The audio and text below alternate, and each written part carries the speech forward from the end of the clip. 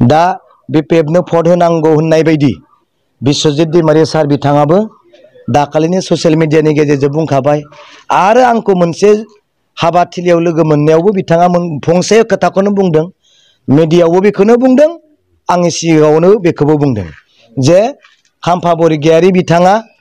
मोजां मानसि मोजां लिडार सोलोंथाइ गोनां आरो गियान गोनां होननानै मोजां लिडार होननानै खाम्फा बरगयारीखौ बिश्वजित दैमारीया बाख्नायदों बिनि ओंथियानो जाहैबाय बिश्वजित दैमारीनो गासैबो रायजो राजाया भट होनांगौ होननाय जादों नङाब्ला बिथाङा गावसोरनि केन्डिडेट NDA एलायेन्सआव थानाय केन्डिडेट बा जयन्त बसुमतारी बेखौसो मोजां केन्डिडेट होनना बाख्नायनांगौ नङा होमबा आदै नरे जयन्त बसुमतारीया मोजां केन्डिडेट मोजां गोरों केन्डिडेट एबसुनिफ्राय फैनाय होनना बाख्नायनाङा होमबा दा बिथांखौ बाख्नाया लाखिनो मा खालामबाय जे बिश्वजित माबा खाम्फा बरगयारीखौसो बिश्वजित सारा बाख्नायबाय बिनि ओंथियानो जाबाय जे मोजां केन्डिडेट जिहेतु गोरों केन्डिडेट होनना बिश्वजित दैमारी सारा बुंबाय होमबाथ' नों खाम्फा बरगयारीनो होथारनांगोन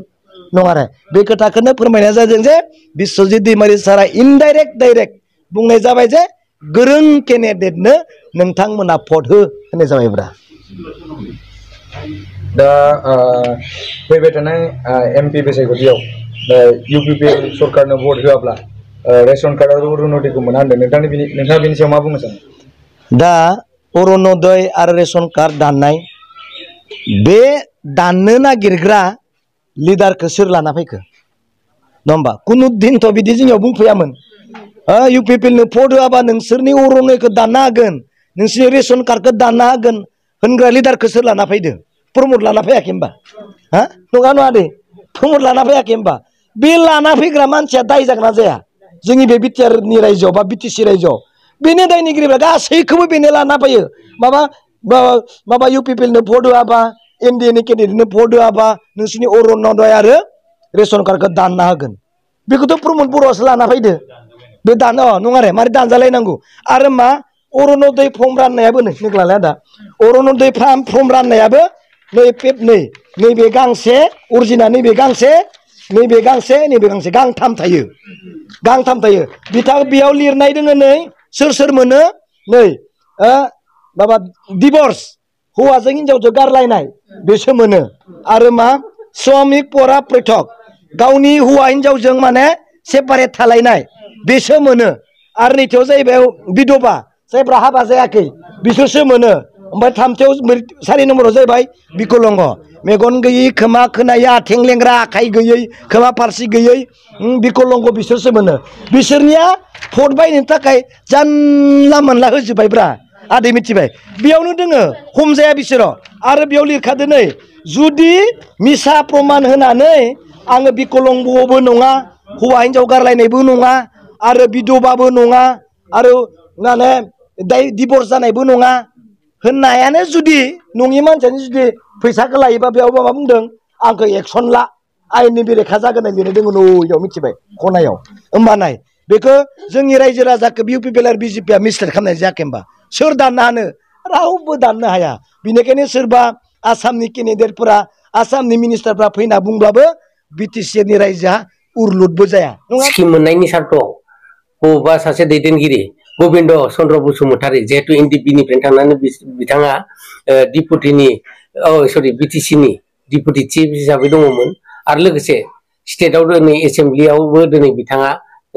मिनिस्टार हिसाबै दं होननानै खोनादों नंगौना नङा गावसिनि खोथा खिन्थु बेसेसिम सैथो दा बिथांमोनजों दिनै बिथांमोनहा बेबहार खालामजानाय मोनफा मोनफा बेसादनि समान जानानै दं बेनिखायनो गावसिनि गोसो बायदि उइदाउट कनसार्नआव सेन्ट्रेल कमिटिनि उइदाउट कनसार्नआव बिथांमोनहा दिनै सापर्ट खालामदों होननानै बुंनानै लादों खिन्थु इउनाइटेड फाराम हिसाबै जों खबर लाबाय बिथांमोनहा मालाबाबो सेन्ट्रेल कमिटिया सापर्ट खालामाखै आरो बिथांमोनहा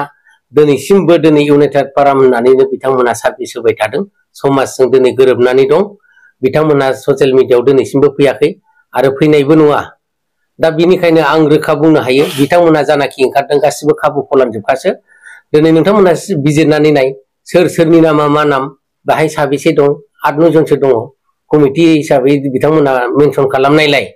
गावसोर कर्मचारि गोजा कमार्सियेलाव थानायफ्रा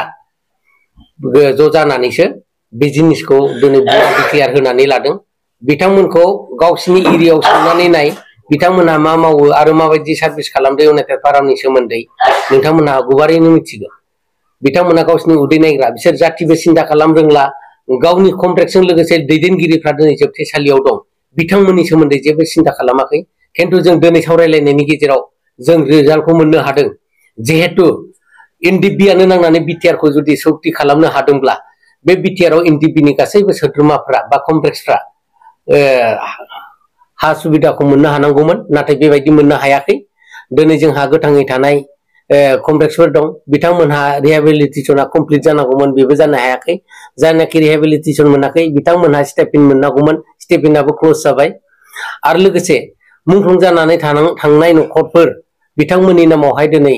5 लाख एक्रेसिया होनायनि खोथा दङमोन दफा दङमोन नाथाय बे दफायाबो दिनैसिम जाफुंनो हायाखै आरो मुंख्लं न'खरा दिनैसिम मोनफुंनो हायाखै बिनि थाखायनो जों गोसोआव दुखु नांनानै दिनै बिपिएफ दोलोखौ सापर्ट खालामनाया बेखिनियाव जादों आरोखि दा जोंनो जेरैबाबो जोबथेसालियाव थानाय दैदेनगिरिजों लोगोसे केडार्सफोरखौ जुदि मोनबोजोबनांगौब्ला जोंनो गभर्नमेन्टनि गोनांथि दं खारन बे केसाहाय दिनै पलिटिकेल इनभल्भ जाबाय बिनिखायनो पलिटिकेल लाइनजों थांनानै जों गभर्नमेन्टआव लाबोनानै बिपिएफ दोलोजोंनो मोजाङै सावरायलायनानै मोजाङै खामानि मावनानै जों देरहासार खालामनानै दिनै बिटिसि गभर्नमेन्ट दाफुंनो हायोबा बिटिसि गभर्नमेन्टनि थ्रुयै बिथांमोनखौ बरननायनि लामाखौ जों लादों दा बेनिखायनो आङो जोंजों लोगोसे रन्जन दैमारि ग्रुपजों लोगोसे साफ्रोमबो बर' रायजो राजा आरो बर'नि इन्टेलेक्सुयेलफोरखौ आं खावलायहरनो सानो जे दिनै जातिनि सार्थ बा बिटिसिनि सार्थ बा मुंख्लं आरो लोगोसे गोथाङै थानाय जोबथेसालियाव दावहारु बिथांमोनखौ बरननायनि सार्थआवहाय आं गासैखौबो ज' जानानै नैबे खेबसेयाव बिपिएफ दोलोखौनो मदद होनानै देरहासार खालामनांगौ होननानै आं खावलायहरो जिहेतु जाहा 10 बोसोरा दिनै बेक जाखाबाय 10 बोसोराव जेबायदि जों मोनफुंनो हानांगौमोन बेखौ मोनफुंनो हायैलाय दिनै जुदि जों बे बारावबो जुदि गाव गावजों सोंखारिलायनाय नेवसिलायनाय मोखां नायलायै जालायनानै जुदि गेना गोरोन्थिखौ जों सानखांबाय थानानै जुदि नों आलदा आं आलदा जुदि जानानै थायोब्ला जोङो मालाबाबो जौगानो हानाय नङा बेनिखायनो आङो दिनै जातिनि सार्थआव साफ्रोमखौबो अपेन नङाबाबो साइलेन्ट बहर होनो थाखाय नांगालनि सबियाव बहर होनानै बिपिएफ दोलोखौ गभर्नमेन्टआव लाबोनो थाखाय आं साफ्रोमखौबो खावलायहरो इन्टेलेक्सुयेल लेभेलाबो नङाबा दायनिगिरि जागोन होननानै आं सानस'नो हानानै साननो हानानै जातिखौ दैदेननो हानाय गोहो थानानै जुदि जातिनि फारसे सिन्था खालायाबा जातिखौ दैदेनलाङाब्ला दायनिगिरिया एनडिपिनिल' जानाय नङा बा बर'नि दैदेनगिरिफोरल' जानाय नङा साफ्रोमबो इन्टेलेक्सुयेलफ्राबो जागोन मथामगुरि ब्लक हिसाबै मिटिं खालामनानै आं जिखिनि मोनदों खोब मोजां गासिबो जाति जनगोष्ठियानो फैजोबदों खोब पजिटिभ मानसिफोरनि जितु मुड लानानै ओंखारबोनाय बेफोरखौ नायनानै जों बुजिनो हायो जे बिपिएफनि थाखाय भबिष्यत माने बे एमपि इलेक्सना बिराद मोजां जागोन आरो बयबो जातियानो फैजोबदों आं नुदों इउपिपिएल देरहाया बेवहाय खुनु फेक्टरा नङा जोंजों जुजिनो हानाय क'क्राझार लकसभायाव खुनु पलिटिकेल पार्टि आं मोनाखै दासिमाव बा दिनैसिमाव आरो नुनायबो नङा इलेक्सना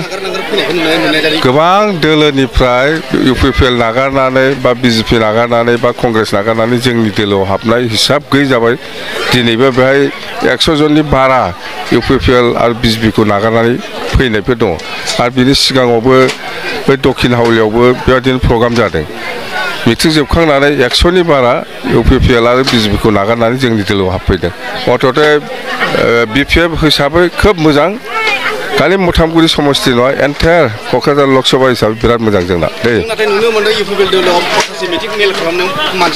मानसि जाया बिसिनाव मानसि जाया रावबो थाङा आरो जुदि थांदोंब्ला बेखौ 500 थाखा हाजिरा होनानै लानानै थांदों बिसोरो 500 थाखा हाजिरा होयै बिसोर मानसि लानानै थाङो बेखिनिल' 2 लाखनि गोजौआव देरहागोन खाम्फा बरगयारिया दे